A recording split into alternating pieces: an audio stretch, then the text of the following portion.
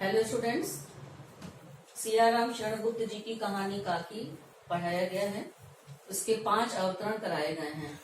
Next अवतरण अवतरण 6, इससे संबंधित 4 प्रश्न है। पहला प्रश्न, शामू किसकी और कौन सी बात सुनकर गंभीर हो गया। तो लेसन पढ़ाया गया है। शामू किसकी बात सुनकर गंभीर हुआ। तो शामू घर में काम करने वाली सुखिया दासी का लड़का भोला की बात सुनकर गंभीर हो गया। नेक्स्ट पार्ट है, कौन सी बात सुनकर गंभीर हो गया। तो ऐसी कौन सी बात सुनी उसने कि वह गंभीर हो गया। जब शामू ने उसको बताया कि पतंग डोर से काकी को नीचे लाना है, तब भोला ने उससे कहा कि काकी नीचे उतर सकती हैं, लेकिन डोर पतली होने के कारण काकी डोर के टूटने का डर है। इसलिए भोला ने शामू को सुझाव दिया कि पतंग की डोर के लिए मोटी रस्सी का प्रबंध किया जाए। तो भोला की इस बात को सुनकर शामू गंभीर हो गया। क्लियर। प्रश्न नंबर 2, उस बात को पूरी करने में क्या कठिनता थी। इसका आप लिखेंगे, उस बात को पूरी करने में दाम न होने की कठिनता थी। और भोला ने शामू को लाख टके की बात कही थी, लेकिन इस बात की कठिनाई थी कि रस्सी मंगाने के लिए पैसे नहीं थे। रस्सी कैसे मंगाई जाए। और शामू को यह भी लग रहा था कि घर के लोग उसकी काकी को बिना दया माया के जलाए आए थे और उन लोगों से पैसे कैसे मांगा जाए, वे पैसे कभी नहीं देंगे। और इसके लिए उसने अपने पिता विश्वेश्वर के कोट से चवन्नी निकालकर चोरी भी किया था। लेकिन अब इस समय सबसे बड़ी कठिनाई यह थी कि मोटी रस्सी मंगाने के लिए पैसे का प्रबंध कैसे हो। प्रश्न नंबर 3, शामू ने उस कठिनता का क्या हल निकाला। तो शामू ने उस कठिनता का हल निकालने के लिए उसने पहले की भांति, जैसे पिछली बार उसने अपने पिता के जेब से कोट से चवन्नी निकाला था, और इस बार भी उसी तरकीब को उसने अपनाया। उसने पिता के कोट से 1 रुपया निकाला और 1 रुपया निकालकर उसने भोला को देकर मोटी रस्सी मंगाने के लिए इस कठिनता का हल निकाला। क्लियर। प्रश्न नंबर 4, शामू ने अपनी योजना के बारे में भोला से क्या बताया। तो शामू ने भोला को 1 रुपया देते हुए उससे अच्छी 2 मोटी रस्सियां मंगाने के लिए कहा, लाने को कहा। और उसने अपनी योजना के बारे में भोला को यह बताया कि 1 रस्सी छोटी पड़ेगी, इसलिए उसे 2 रस्सी लाना है। और उसने यह भी कहा कि वह जवाहर भैया से एक कागज पर काकी लिखवा लेगा, और अगर उनके नाम की चिट रहेगी तो पतंग सीधे उसकी काकी के पास ही पहुंचेगी। इस योजना को उसने भोला से बताया। आई थिंक क्लियर हो गया होगा।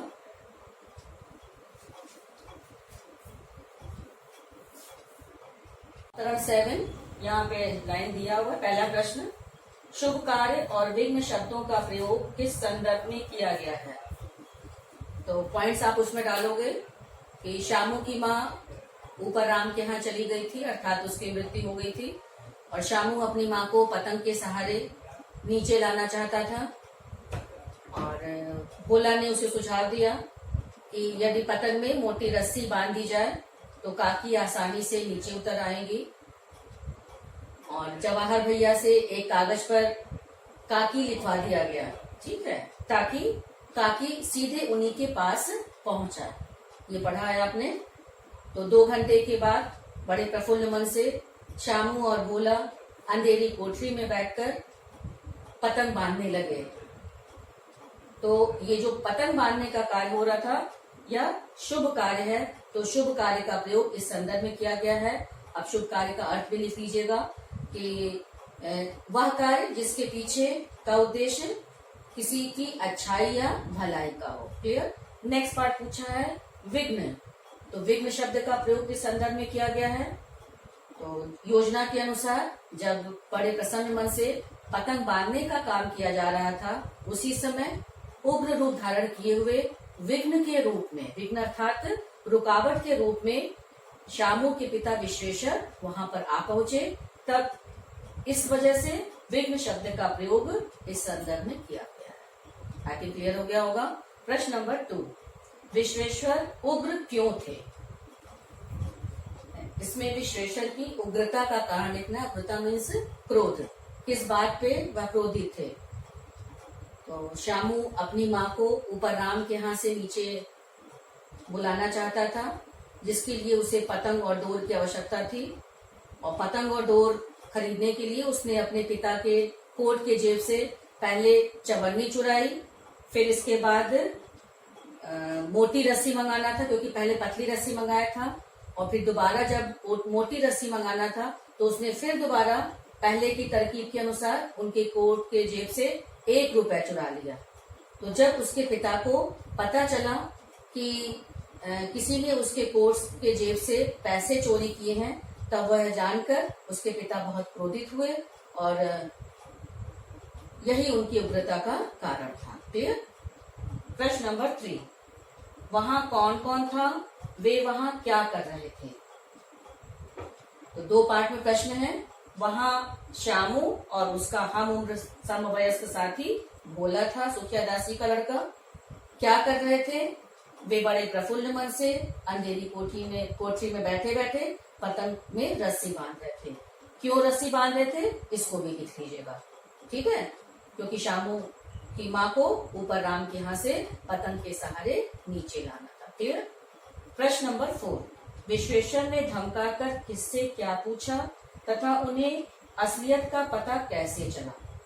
तो जब उसके शामू के पिता विश्वेश्वर को पता चला कि किसी ने उनके कोट के जेब से चोरी किए हैं, तो तब उन्होंने दोनों बच्चों से, शामू और भोला से धमकाकर पूछा कि उनके कोट के जेब से किसने रुपए निकाले हैं।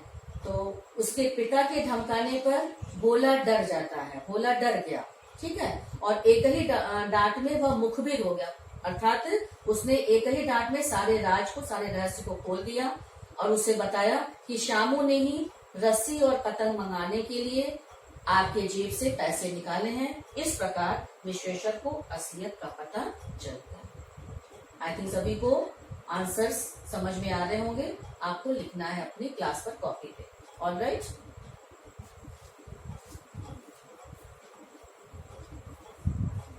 काकी लेसन का सबसे अंतिम एक्सट्रैक्ट कराया जाएगा। एक्सट्रैक्ट नंबर 8, पहला प्रश्न, भोला कौन था? मुखबिर शब्द का क्या अर्थ है? तो भोला कौन था, ये प्रश्न आ चुका है, आप इसको लिख लीजिएगा, बताया जा चुका है। सेकंड पार्ट, मुखबिर शब्द का क्या अर्थ है?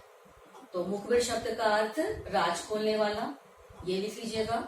और राज किसने खोला, कैसे खोला, इसको भी उसी में लिख लीजिएगा।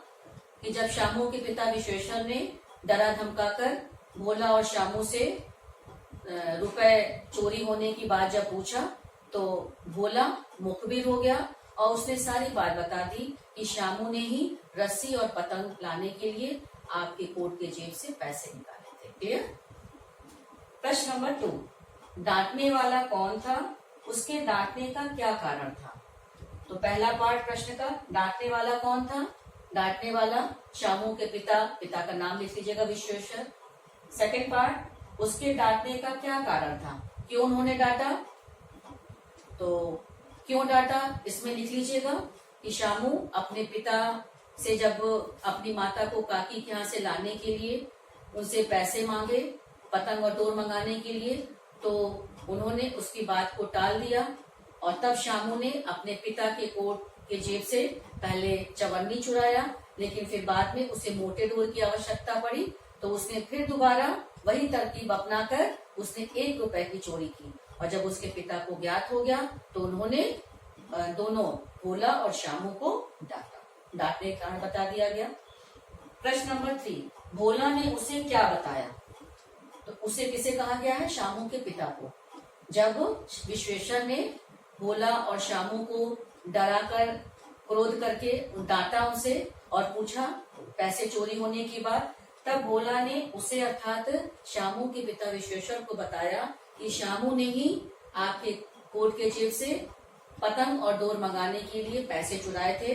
क्यों चुराए थे ये भी बताना है आपको, क्योंकि शामू अपनी काकी को जो ऊपर राम के यहाँ चली गई है उसको ऊपर से नीचे लाना चाहता था। क्लियर?